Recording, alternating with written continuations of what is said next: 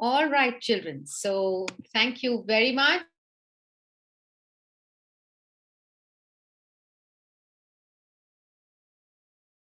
Hare Krishna Mataji, 1 second. I think you are also muted. Okay. Okay. All right. All right. Thank you very much. So welcome, children, once again to this session where we are going to try to learn about Bhagavad Gita. Actually, children, we have not yet started the Bhagavad Gita for you because we are building a base. For example, when you have to build up a big building like a multi-storied building, you always have to find, what do the contractors and the architects do? What do? They first dig deep into the ground and then they form a base first. Okay, so once that base is strong, it will hold up the big building, whatever amount of thunder and rainfall and whatever comes, the building will not fall. So the base has to be really strong. Even for big trees, the roots have to go deep down and they have to spread out nicely to hold the growing tree. So for you all also, we are building up the base right now so that this big monument of Bhagavad Gita really stands strong in your lives. Okay, children, so before we start today's class, I'm going to recite these prayers. And what are these prayers about? These prayers are actually invoking the blessings of our spiritual master and invoking the blessings of the founder Acharya of ISKCON, right? The Guru Parampara, and also Krishna, Radha Krishna, Shri Radha and Krishna, and also Shri Chaitanya Mahaprabhu and all the Vaishnavas, all the devotees. So I want to all of you children to sit in Dhyan Mudra. Just join your hands like this, tip of your, index finger and thumb, and you can sit like this in a comfortable position. Let's start with Om chanting 3 times, followed by the prayers. So take a deep breath in.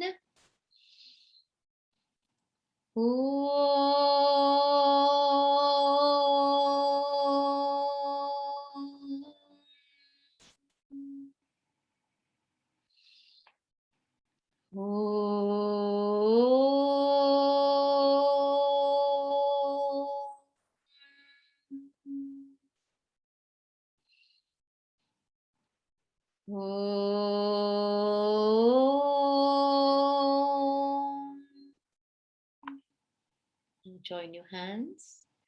Om Jnanatimidandhasya Jnananjana Shalakaya Chakshurunmilitam Yenam Tasmai Shri Guruve Namaha.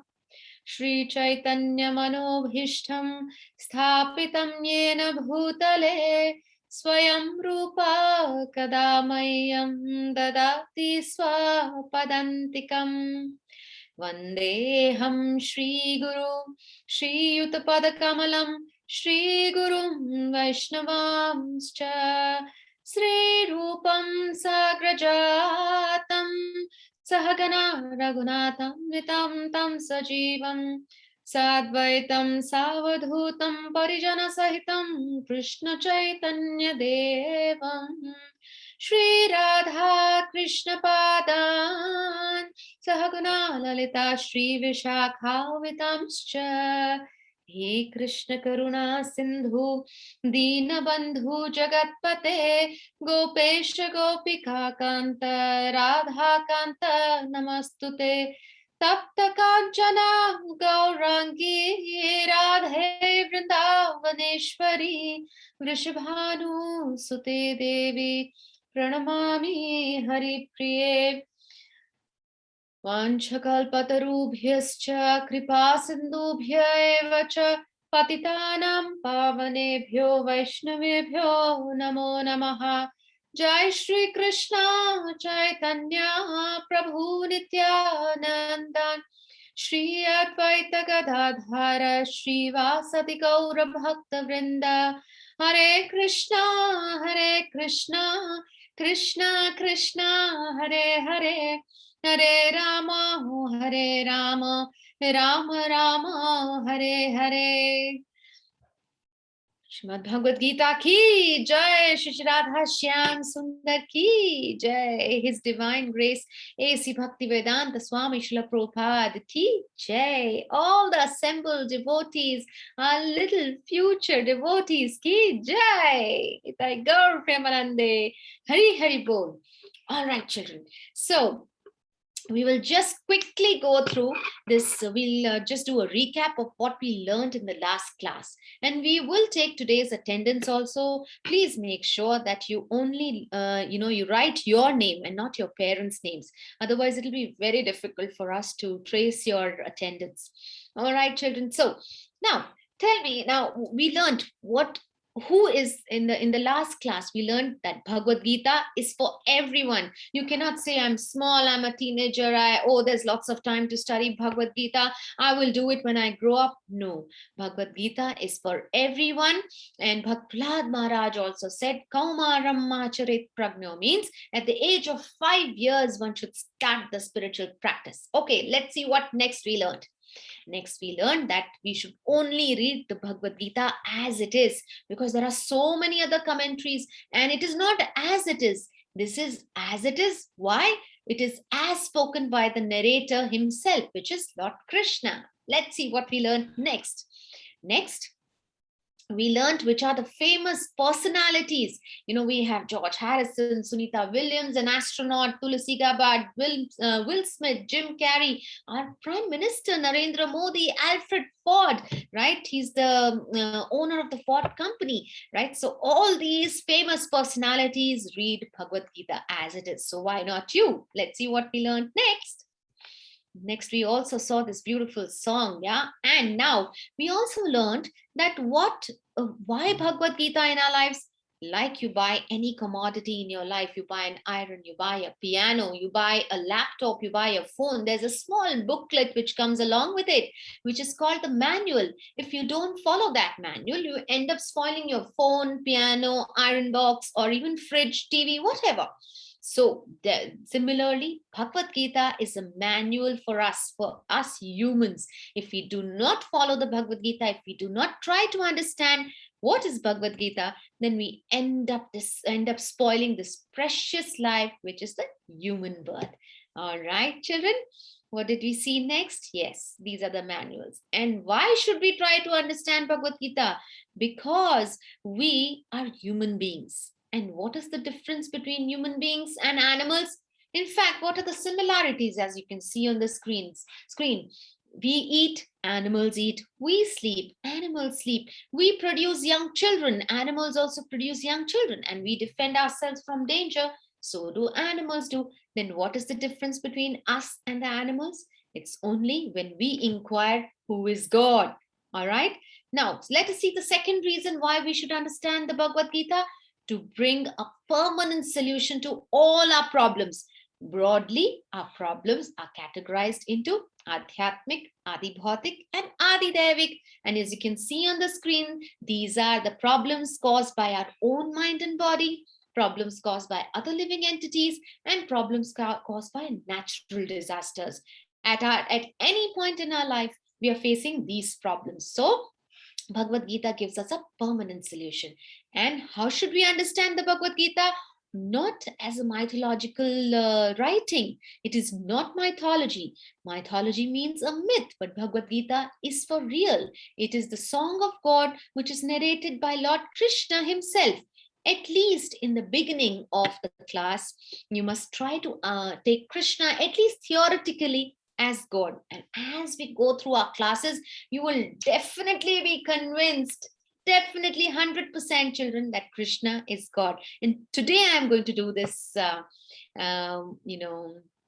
workshop on who is God and where is God, Krishna, right? How do we try to find the proof? Like how scientists want to see, teachers want to see where is Krishna, where is God. So for them, seeing is believing. Yeah, so everybody says, dikhao, where is Krishna?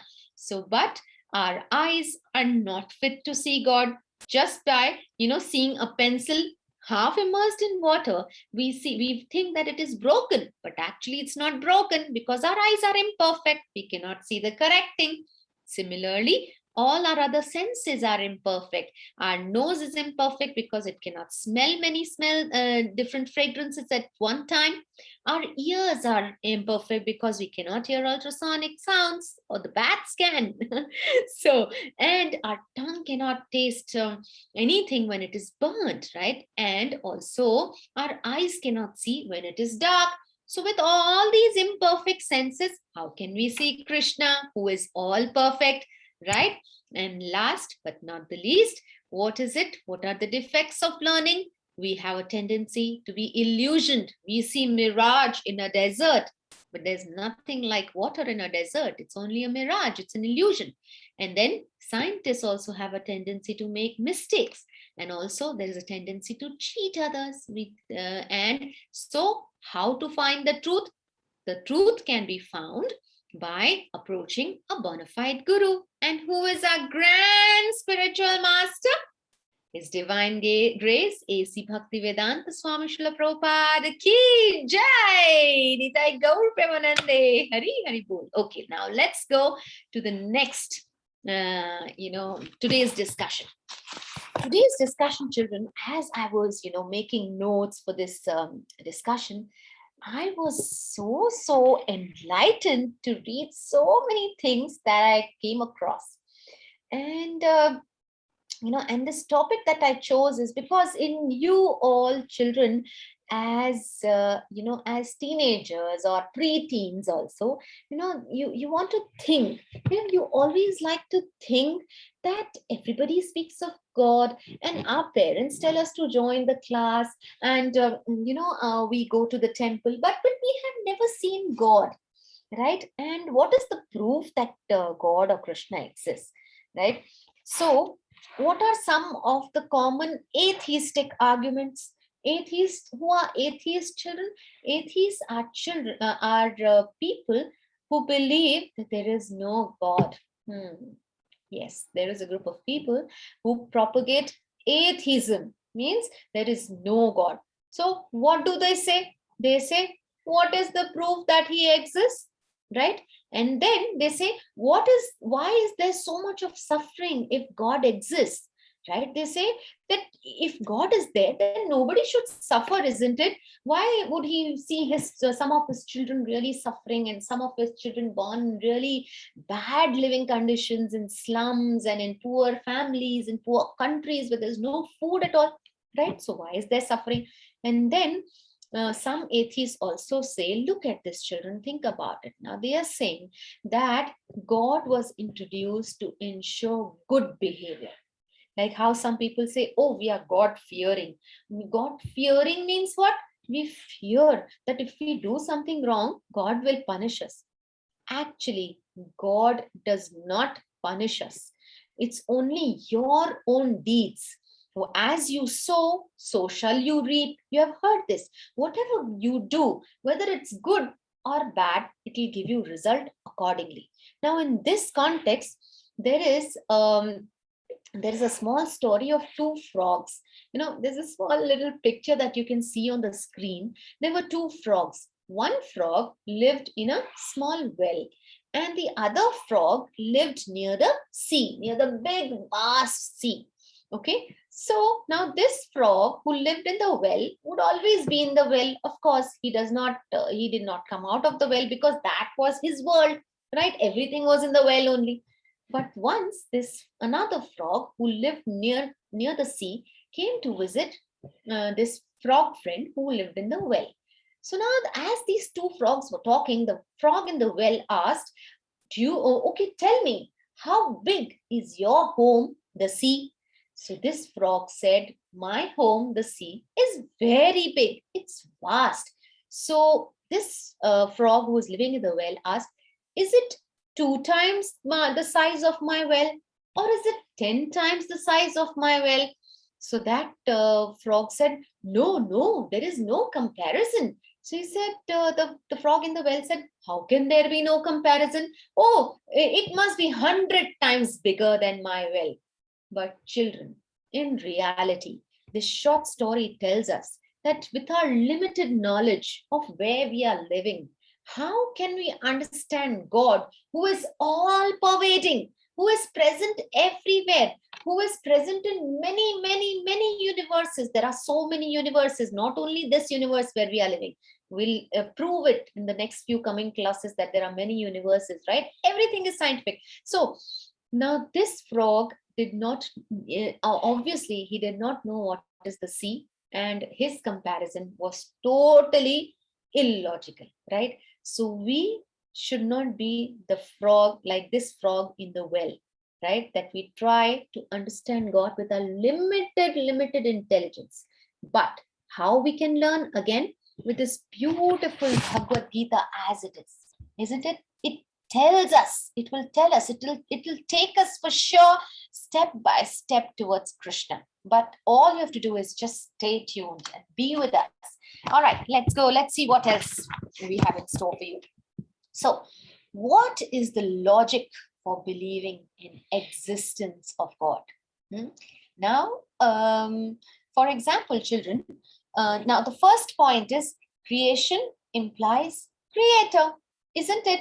Whenever we see, for example, a beautiful garden, isn't it? And whenever we see that there are, these flowers and beautiful ferns and beautiful plantations, how they are arranged in nice concentric circles in such a nice way. So we always ask, it's such a beautiful garden. Who is the gardener? Isn't it? Don't we ask? Number one. Now, whenever we see that there's a beautiful big round clock, we say, wow, who has made this clock, right? Then whenever we see a beautiful painting, we also ask, wow, it's painted so well. Who is the painter, right? Don't we ask, right? So if all these small little things has a creator, then our big universe will not have a creator. Do you think it automatically came up in its existence? No, not at all. In this context, there's a beautiful incident that Sir Isaac Newton, he's a scientist. He was a scientist, isn't it? He was a scientist, yes, but he was a believer in God. So once what happened was, Sir Isaac Newton, he made a wonderful model of the entire universe. He collected some small balls and big balls and balls of all sizes, and he created rings, concentric rings, and he made a nice model, like how all of you must be, getting projects in school, right, children? When you get to make these, projects to make the solar system. So this scientist, Sir Isaac Newton, he made a model. So one of his friends came in, right? And then Newton knew that this friend of his was an atheist, and they did not believe in existence of God. So Newton just cranked the handle, and all the planets started moving. So this friend of his said, "Wow, what a nice model, Newton. Who has made this? It is so nice." So Newton said, "Made this? What are you saying? No one has made it. It has come into existence on its own." So that atheist friend of Newton said, "What are you saying? Are you crazy, Newton? How can something come up in existence on its own?" So Newton said, "Now, how conveniently you say, my dear friend, that this big universe with its stars, moons, sun, and the day and night cycle 24 hours in a day, and when the sun has to set, when it has to rise, all that is so meticulously planned. All this has come up into existence on its own. When this little model cannot come up on its own, how can this big gigantic universe come up on its own?" What a wonderful argument, isn't it, children? So you can tell some of your friends also who argue with you that there is no God and there is no creator. You can really give them this particular example, right? And also, there are how many nerves in our body? There are so many organs in our body, right? And there are around 7 trillion nerves in our body, children, right? And all these nerves are like electrical wirings, like how we have in our house, like how when we are building up a house, we call an electrician, and the electrician he puts the wires correctly and connects to one main point, which is the switch, right? Imagine if the wires don't connect with each other, we wouldn't get light, right? So similarly, these nerves in our body are like wires, right? Which take the message from different parts of our body and spinal cord. Isn't it? You all must have studied the spinal cord, from where the nerves come in, and all the nerves go back to the brain. So this is an intricate work by the Creator, God. He created these nerves and blood vessels and our heart and our organs, which work in perfect harmony so that we as humans can do our work, isn't it? So this is the logic in the existence of God. Okay, now everyone is looking for God. You know, children, that's the truth. They don't know it, but they are. So, what did Srila Prabhupada say once? Once, Srila Prabhupada said that everybody is looking for God. Some know it and some don't know it, right? Srila Prabhupada is the founder Acharya of ISKCON, right? He said this. And there's a beautiful shloka, children, in this context that I would like to quote.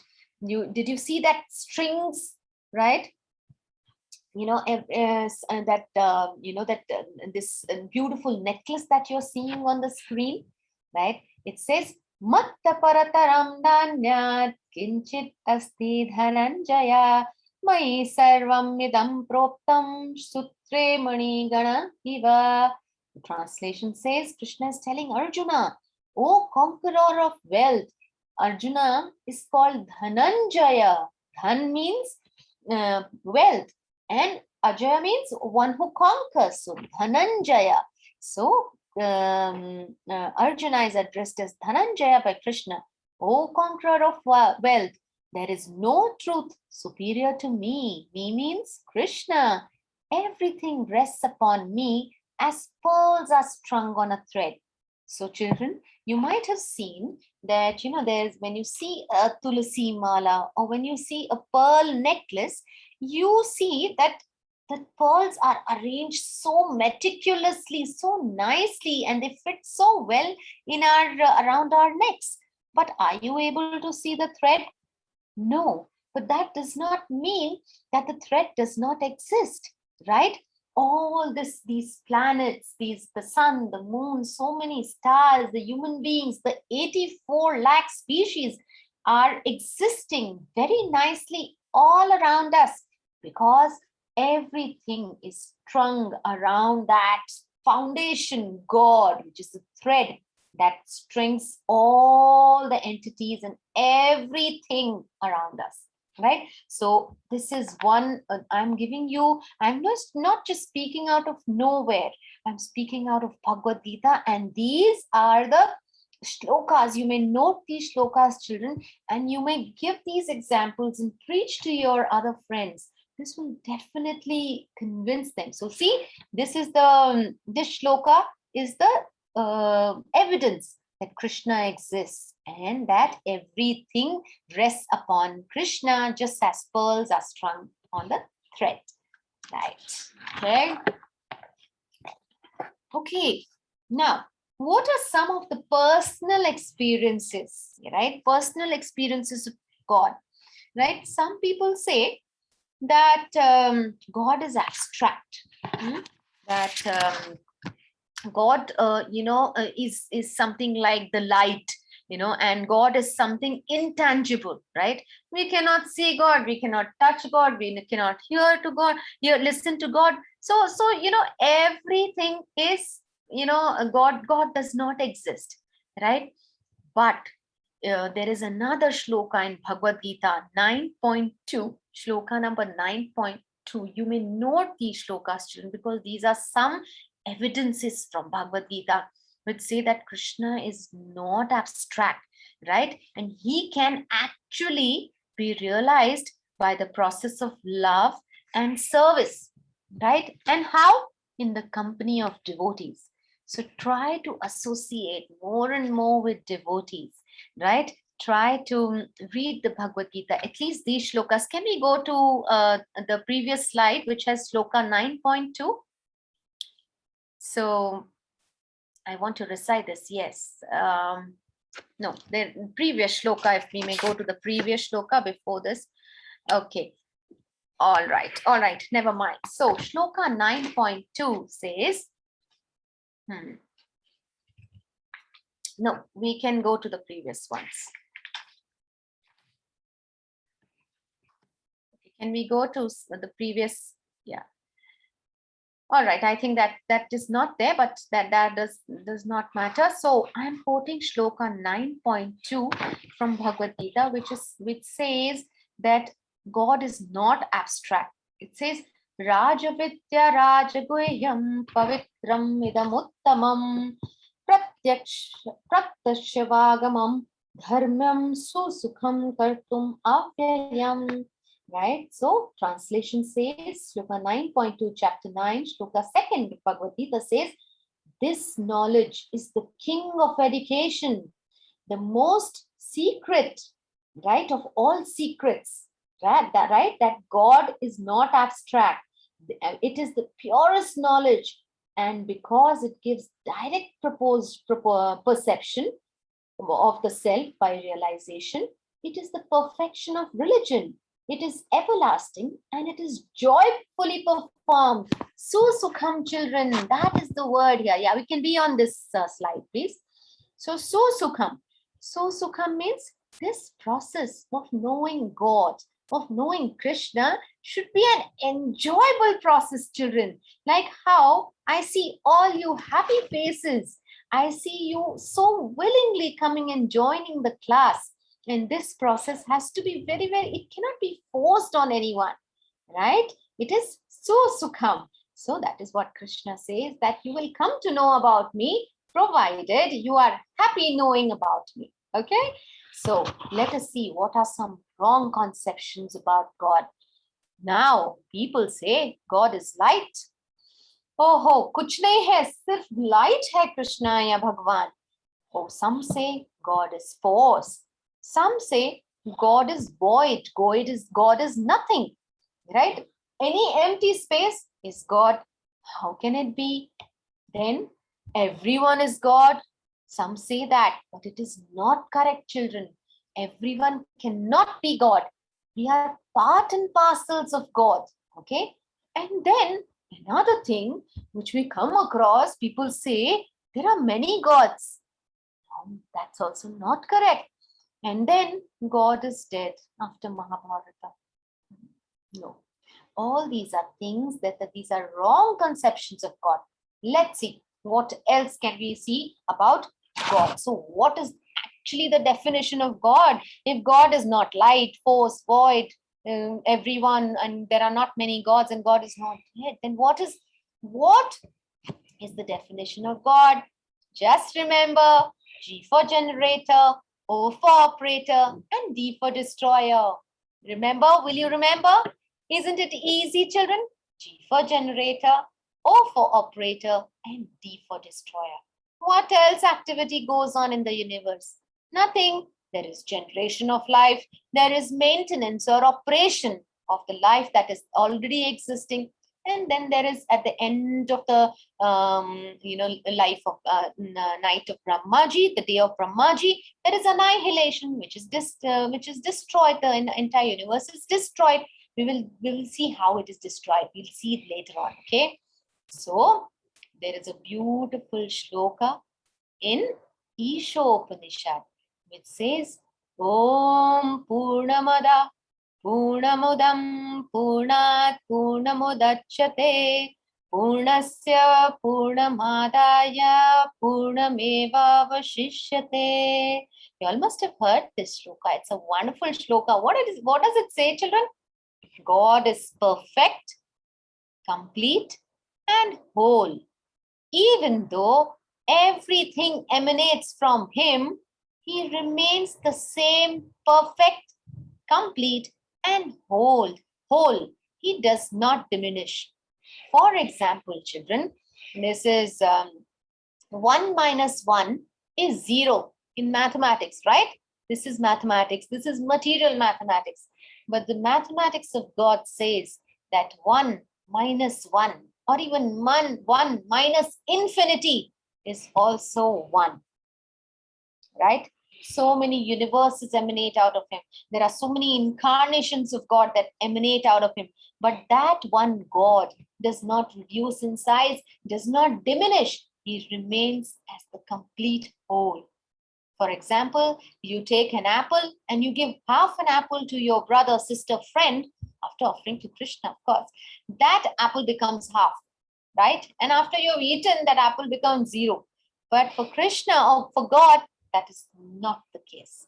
Whatever comes out of God, we, the souls, God is super soul, and we are the souls, part and parcels of God, the souls. Innumerable small souls come out of that super soul, but that super soul remains unchanged. This is a very, very, very important principle, children. So the shloka is Om Purnamada Purnamidam Purnat Purnamudachyate Purnasya Purnamadaya Purnameva Vashishyate. Okay, let's see what next we have. Okay, what is the other, what is the other definition of God? What else can we see? Okay, can we go to the next slide, please? Bhagavan, Krishna, God is called Bhagavan, right? So, Bhagavan means what? Right? What is the name? What is the meaning of this? The name Bhagavan in like we call God in English, but Bhagavan, right? Bhagavan Shri Krishna we say, right? So, and also in Bhagavad Gita it said Shri Bhagavan Uvacha Evam Yo Veti. Yeah, so that's how. Shri Bhagavan Uvacha. Krishna is, we have not come to Krishna yet. We're just going at God now. Okay. So Bhaga means opulence and Van means one who possesses. So one who possesses all the opulences, all the 6 opulences. What are they? Wealth, strength, fame, beauty, knowledge, and renunciation is Bhagavan. There's this beautiful shloka in Vishnu Purana which says, Aishwaryasya samagrasya Viryasya yashasa shriya Jnana vairagya yoschaiva Sannam bhaga itingana. So, translation, full wealth, strength, fame, beauty, knowledge, renunciation. Oh, Krishna. These are 6 opulences of the Supreme Personality of Godhead. An ordinary human may possess 1 or more of these opulences, but in insignificant measure. God is He who possesses these opulences unlimitedly. For example, you see our movie stars, or even you may see that, okay, who's the richest man? Bill Gates. Okay, he might be possessing a lot of wealth, but he does not, and a lot of fame. But if we send a wrestler to him, he may not possess all the strength, and he may not possess all the beauty. But even if he possesses fame and wealth, it is limited, right? It is not all the universe is wealth. He has more than the others. He has wealth and fame more than the others, but that's not in totality. Similarly, you may see movie actors, right? You can see any movie actors to name, Shah Rukh Khan, and there's the other other even cricket stars, for that matter, Virat Kohli, etc. They must be possessing some amount of fame, some amount of strength to hit the ball nicely, right? But that's not all the strength and fame that they possess, isn't it? So, but Bhagavan possesses all these 6 opulences, children, and that too in totality. So that is Bhagavan, right? So now let's see. Who is God? The question arises now. So if God is not this, then who is God? Right? Shri Krishna, the Supreme Personality of Godhead, is God. Right? And why do we say this? Why? Because Krishna says in the Bhagavad Gita himself that he is the source of everything. It's a beautiful shloka, children. I just adore the shloka. And it says, Aham sarvasva prabhavo matta sarva pravartate iti matpa bhajante mam buddha bhava samanvita. I am the source of all spiritual and material worlds. Spiritual also, material also, Krishna says. He says, not only spiritual, but I am the source of spiritual and the material worlds. And everything emanates from me. Me means Krishna, the wise, the intelligent, buddhimata. The wise who perfectly know this, engage in my devotional service and worship me with all their hearts. Right? Such a beautiful shloka, isn't it? 10.8 Bhagavad Gita. This is one of the Chatushlokis of Bhagavad Gita. Okay? 10.8, 10.9, 10.10 and 10.11. These are Chatushlokis, means the entire summary of Bhagavad Gita is in these 4 shlokas. This is one of them. All right? Now, let us see why. Why Krishna is God? What is the other proof? Lord Brahma says, right? Lord Brahma says, who is Lord Brahma? He is the powerful demigod, and he is saying, Ishvara Parama Krishna Satchit Ananda Vigraha Anadiradir Govinda Sarva Karana Karanam. So he says, Krishna, who is known as Govinda, is the supreme Godhead. He has an eternal, blissful, spiritual body. He is the origin of all. He has no other origin, and he is the prime cause of all causes. Amazing. What else can convince us if this cannot, children?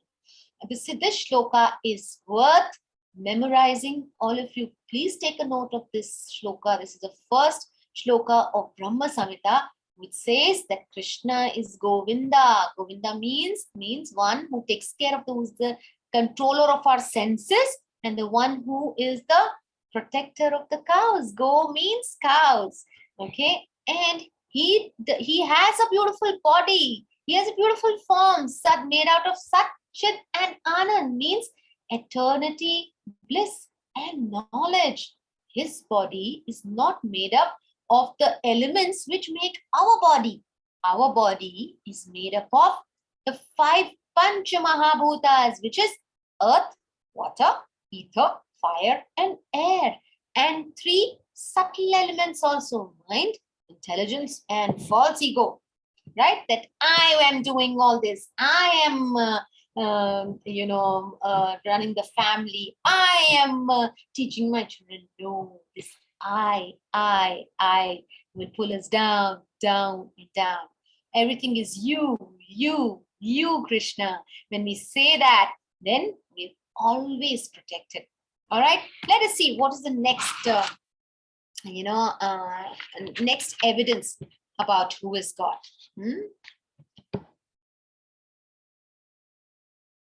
Yes. So the next evidence is that Krishna is the supreme controller, isn't it? Now, if Krishna says that he is God, then of course he has to control everything. Supreme means controlling everything. Like how there is Supreme Court, right? When there are some criminal cases, or whenever children, there are some unresolved cases in the small courts like the district court and the state court and the city court and even the high court. When these disputes or these problems of people are not solved, they go to the Supreme Court. Supreme Court, whatever the Supreme Court says, that is the highest, and that is the authority. So here also Krishna says that he is the supreme controller, and that's all. There's nothing above him, right? So why does he say this, and what is the proof that he is the supreme controller? In Bhagavad Gita 9.10, Krishna says, Maya dakshena prakriti suyate sacharacharam hetunanena kaunteya jagat viparivartate. Translation: this material nature, which is one of my energies, Krishna says, Krishna's energies, is working under my direction. O son of Kunti. Who is that? Arjuna. Arjuna is the son of Kunti mother. All the Pandavas' mother is Kunti Maya. Producing all moving and non-moving beings under its rule. This manifestation is created and annihilated. Annihilated means destroyed again and again. So Krishna says, I am the energy of this material world. It is working under my direction. So this is the proof that Krishna is the supreme controller. Next, Krishna says, that everything belongs to me. That means everything belongs to Krishna, right? Now, children, but Krishna has given us this beautiful house. Krishna has given us nice parents. Krishna has given us nice children like you all, but we think that, oh, this house is mine, oh, this iPhone is mine, oh, these children are mine, these parents are only mine. But this is given, all these things and relatives and parents are given, and children also are given to us by Krishna, so that there is someone to take care of us. There is someone we can share our love with, right? We always share our love with our children, because all of you are very, very precious to us, children. Okay, you all are very, very precious to us. So we have to, we have been given this responsibility by Krishna to take care of all of you. But actually, we all are Krishna's children. We are all Krishna's children, and everything else is a gift given by Krishna. Just like there's a small child who, he brings a gift for his father. And how did that child bring the gift? Where did he get the money from? He got the money from a small little piggy bank where he saved his money, which his father had given. So can you relate now? His father had given him some money. He stored it in that piggy bank, and from that piggy bank, he's buying a gift for his father and giving, and the father is so happy to receive that gift. So that is our condition. Krishna has given us many gifts, like, a good house and car and, whatever. So then we use this in the service of Krishna. For example, we hold home programs, we buy a big house or whatever, small, big, whatever house we have. We must hold small programs, do kirtan with family members, read the Bhagavad Gita. That is how we offer this gift from our piggy bank to Krishna, which he has only given us, isn't it? Whatever we eat, we must offer to Krishna as bhoga first, right? And which becomes a prasadam, and then we consume it, right? So in this shloka, Krishna tells us, 5.29 Bhagavad Gita, Bhoktaram yagyatapasam sarvaloka maheshwaram suhridam sarvabhutanam jnatva mam shantim richati. A person in full consciousness of me, Krishna, knowing me to be the ultimate beneficiary of all sacrifices and austerities. Austerities means tapasya, the supreme lord of all planets and demigods also, and the benefactor and well-wisher of all living entities, attains peace from the pangs of material miseries, right? We can, then there will be no dukkha, there will be no suffering if something, goes away from us, right? Because we know that, okay, Krishna had given us and Krishna is taken back, right? So we will be happy in all circumstances, right?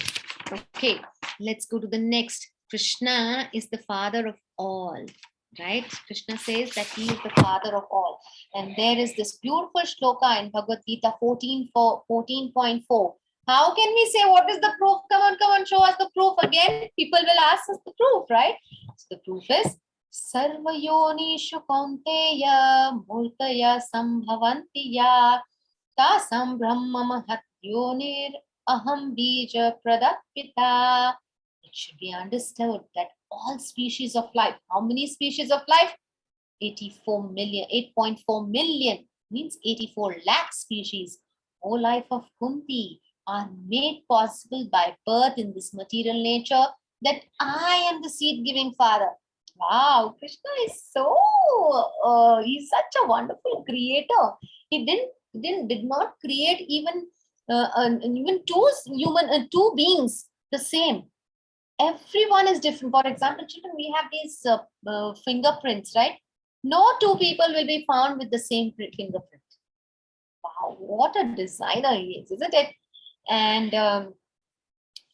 now let us see what, and also all the great sages also declare Krishna to be God. And Arjuna also, after hearing the Bhagavad Gita from Krishna and seeing his Virata Rupa, Arjuna also says this, Parabrahma Param Dhama Pavitram Paramam Bhavan Purusham Shaswatam Divyam Adidevam Ajam Vibhum Ahustram Rishaya Sharve Devarsis Naradas Tatha Asito Devalo Vyasa Swayam Chaiva Bravishime. So Arjuna said, you are the supreme personality of Godhead, the ultimate abode, the purest, the absolute truth. You are the eternal, transcendental original person, the unborn, the greatest. All the great sages, he's naming a few sages like Narada, Devala, Vyasa, also confirm this truth about you. And now you are also declaring it to me. Right? So all the great sages also say this. Now let's quickly go to see, is there one God or many gods? That's also a big confusion, children. Okay. Now, God, first of all, children. God is always written with a capital G, and that God is only one. All the others are demigods with a small g, right? And who are these demigods? Demigods are the empowered living entities. Just like in a government, there are many ministers and one prime minister. Under that prime minister, there's the railway minister, there's the defense minister, there's the education minister, there is this minister, that minister, so many minister, finance minister, right? And all of them do their duties just to report to that one prime minister, right? To that one government body, right? Similarly, all these devatas, there are different demigods who are empowered to perform various functions. For example, Lord Brahma is responsible for creation, but he's not the creator as such. Understand, he is given all the raw material for creation by Krishna only. When that raw material is available, he creates. Then Shiva, he's also responsible for destruction on the order of Krishna. Indra, he's the king of demigods in charge of rain and thunder, right? Then there's Varuna in charge of all water bodies like oceans, rivers, etc. Then there is Surya, who provides heat and light, the sun god, right? Then there is Ganesha, he removes the obstacles from one's path, right? Vayu in charge of wind. Kuvera, he's the treasurer of demigods. All the wealth of the demigods is taken care by Kuvera. And Yamaraj, he is the god of death. So all these are demigods, children, and they only work under the power of Krishna, and Krishna has given them some power to execute the duties. So we must not consider the demigods as God. So, however, knowing that Krishna is the supreme personality of Godhead, we need not worship demigods separately for any material benefit. Okay? Directly approach Krishna for material or spiritual benefit, children.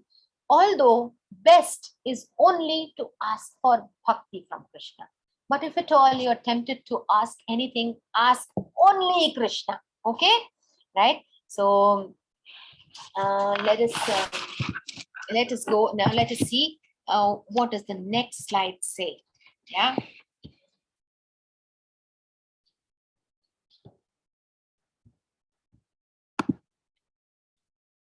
Now, Bhagavad Gita 7.23 says, children, Antavattu phalam tesam tad bhavanti Alpamedhasam devan deva yajo yanti mad bhakta yanti mamapi. Translation: men of small intelligence worship the demigods, and their fruits are limited and temporary. Those who worship the demigods go to the planets of demigods, but my devotees ultimately reach my supreme planet, children. Right? So, this is what Krishna says. Okay, that if you have small intelligence, then you will ask for some temporary things, which is, oh, Surya Devta, give me strength, or this Devta, give me money, or this Devta, give me this and this. No. Ultimately, these demigods are also working by the permission of Krishna. Why not? Why not water the root? There is a plant. If you water the leaves of the plant, if you water the fruits of the plant, is it going to help to grow the this thing plant? No, children, right? You must water the root. So the root is Krishna, right? So pray to Krishna. Now let us see. Is Krishna a Hindu god? Yeah, many people ask us this question, especially my friends from a different religion. No, God is God. He doesn't belong to any community. And also, children, when the Bhagavad Gita was narrated and compiled, there was nothing like religion, Hindu, Muslim, Christian, that ever existed. That came much more later. So, this is not true. God can be called by different names, but God is one. Allah means all powerful, Jehovah means the greatest, Rama means all pleasing, Krishna means all attractive. And we just learned what is the meaning of Bhagavan, right? And now, when we say Krishna is the supreme personality of Godhead, I want you to really, really concentrate on this beautiful form of Krishna and understand that how our dear Krishna looks like, right? How our dear Krishna, who comes in different incarnations, there are mainly 10 incarnations of Krishna. We'll talk about that. But how does he, look like? So I want you all to do a little, a little meditation on how. Can we go to the last slide? Do we have the last slide? Okay, never mind. Children, I want you to now close your eyes. We'll do this small meditation and sit comfortably in one position and close your eyes. And I'm going to take you to this beautiful meditation, which tells us how Krishna looks like, right? Okay, so just give me a moment.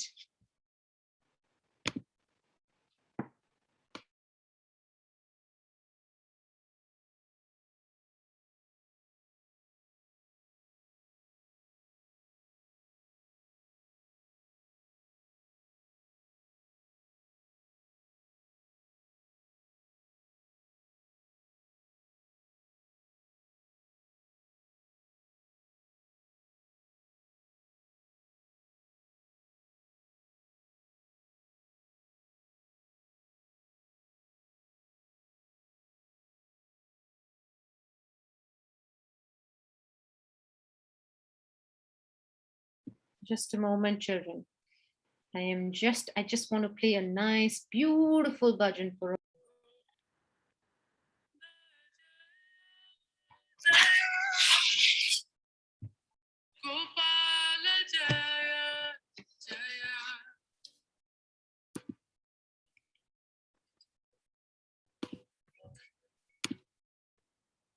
Radha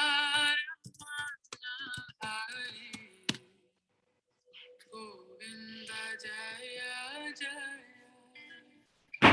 Radha Ramana Hari Govinda Jaya Jaya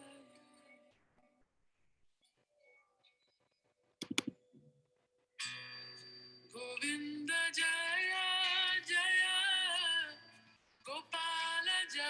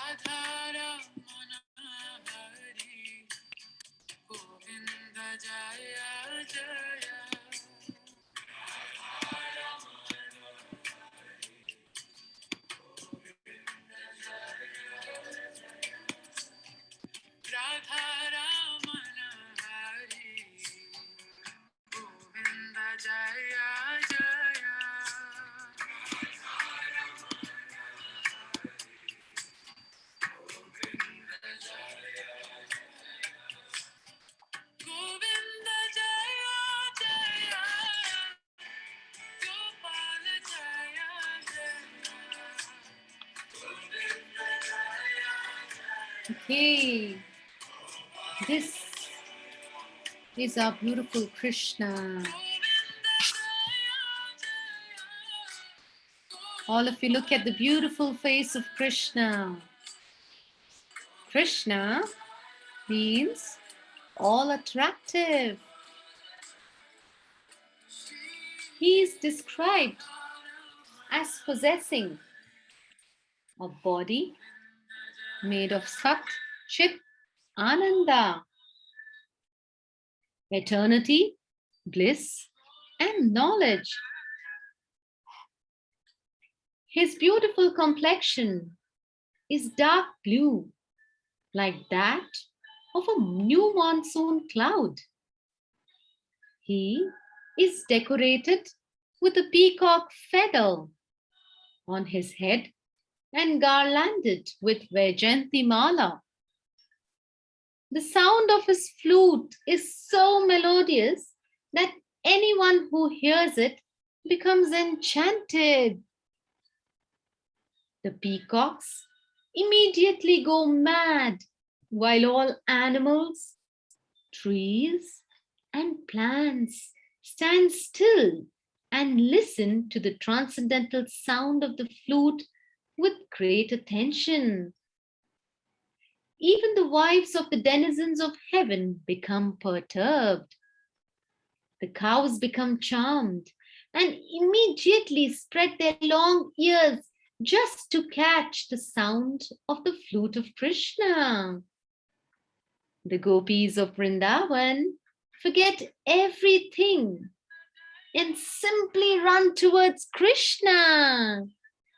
Thus, Krishna eternally enjoys loving pastimes with his devotees in his abode of Goloka. Krishna is the reservoir of all pleasure and transcendental loving exchanges with his devotees, and that is his only occupation. This is the highest conception of God. Children, so with this, we stop our discussion for today. And I hope that you're convinced that yes, this is a beautiful Krishna, isn't it? So how many of you like the picture of Krishna here? Show me a thumbs up. Okay, I see so many of you doing that. Wonderful, children. Thank you very much for being with us.